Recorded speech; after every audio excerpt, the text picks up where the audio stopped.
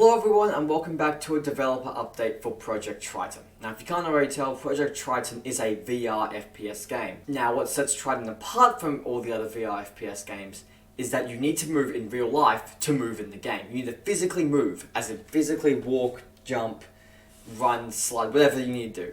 Physically move in the real life to move in the game.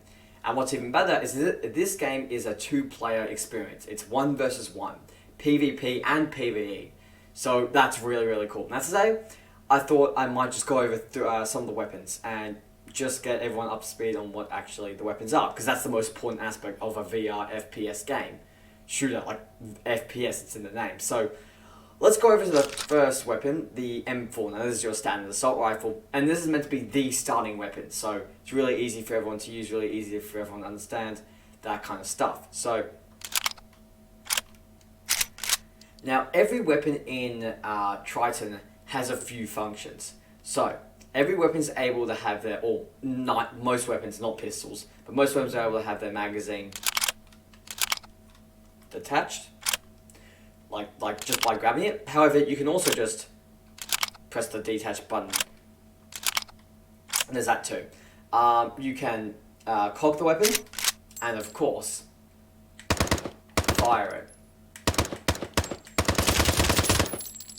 Now, you may be, if you listen closely, you will actually hear the shell casings. If they hit a surface nearby, they'll make a sound. However, they won't do it over there, because it gets quite annoying after a while if they're too close. So, that's that. That's the first assault rifle. Now we have the AK-47. Now, I attached the holographic sight to make the weapon a lot easier to use.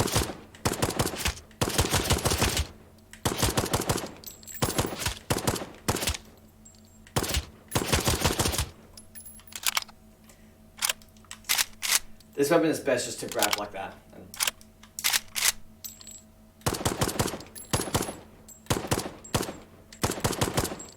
So there's that. There's that weapon. Now, we also have a few other weapons. We have the Scar, just a Scar. So, again, this is another assault rifle.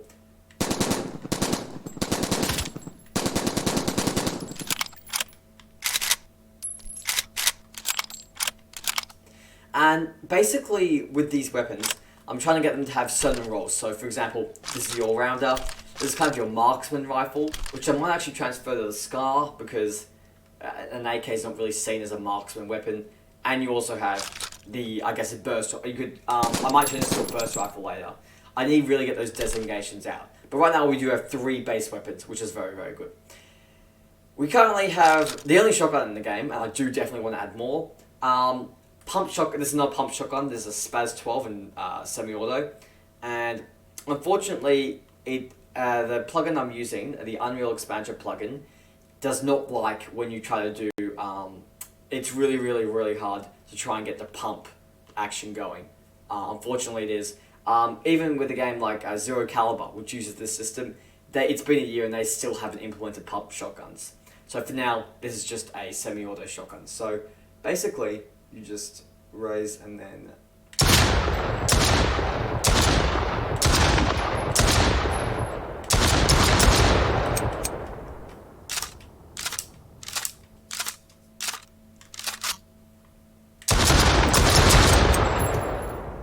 that's basically that. Now, maybe you may have seen already, if I hold this weapon close here, this little circle pops up. This is a virtual stock. So basically, when you hold a rifle, you have 3 points of contact: your first hand, your second hand, and your shoulder to rest the stock against. In VR, you're not carrying anything, so you actually don't have a physical stock. So what we do is we add a virtual stock, which basically gives you a little bit of a resting point. It makes it a lot easier. So for example, if I was aiming up there, I'm not good, whereas if I move in, it really does help. It really just makes the experience a whole lot better, which is very good, especially when you're using a scope, for instance. It's a lot easier. If I aim up there, it's quite hard, whereas if I aim in, really helps bring that in, which is very good. It's what we want. Now we're going to the one-handed weapons. So this basically here is a MP5K, and this is just an SMG, really. It's also kind of a laser beam too. Also does a ton of shell casings. This fires every 0.05 seconds. And basically this is a perfect weapon, for example, if you want to lean over cover and just fire a few suppressing rounds. This is the perfect weapon for that. Then we have the two pistols, the M1911, which acts more of a revolver in this case.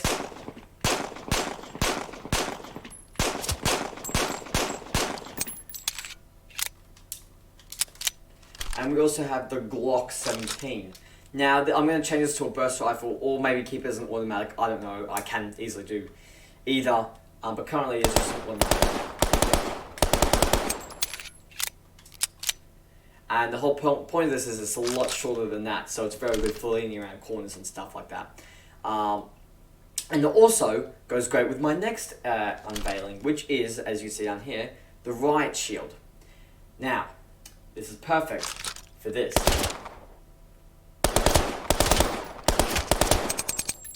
You can clearly see that the Riot Shield, you can perfect for one-handed weapons. Now, the caveat is you need to take off the Riot Shield so you can reload.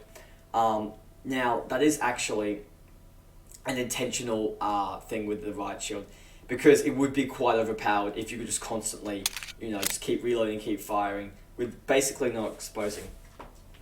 Yeah. Basically not exposing much of your body. I also should mention that you can grab it if you're lefty. If you're a lefty, you can... Where'd it go? There it is. If you're a lefty, you can grab it on this side, on the left side, and it will go like that. So you can... So very, very cool, very, very easy to use. Just grab on the side you want to use, and you're set. Now, what else do we have? We have the two sniper rifles, yes. Now, this here is more of a hunting rifle, I would say, more of a semi-automatic rifle. And here.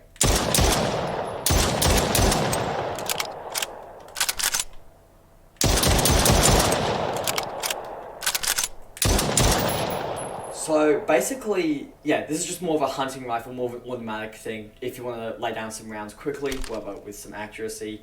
This is a dual scope, it's dual render, so it's rendering on the perspective there. It's not great for frame rates, but it does look really nice, and I can adjust the zoom to as much as I want. Which you'll see on our final weapon of the day, or second final, the Beretta 50 Cal. Now, this is the biggest weapon in the game, and kind of quite overpowered. If you hit any enemy with this, it's an instant kill, no matter where it is on the body. So, you just need to aim.